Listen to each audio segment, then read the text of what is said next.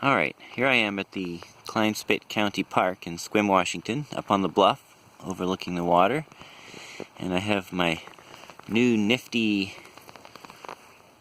water level tripods set up here.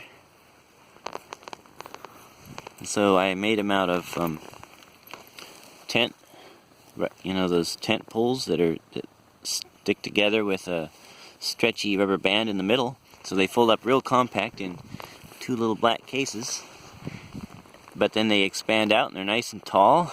And I stretch my tube full of red water between them, tape them on, and I actually added a little bit of denatured alcohol to my red water, and that made it have a more consistent meniscus, and also it keeps it from freezing if it's cold weather. And then over there's a little park area where I could set up my tripod to get some distance so that I could get these sort of in focus at the same time I had the horizon sort of in focus. And so that's my setup. That's about 16 feet of tubing.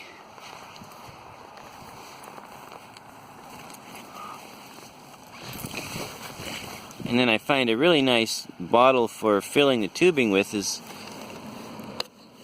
a used rubbing alcohol bottle, because it has a little spout that makes it real easy to squirt the liquid down into the tube.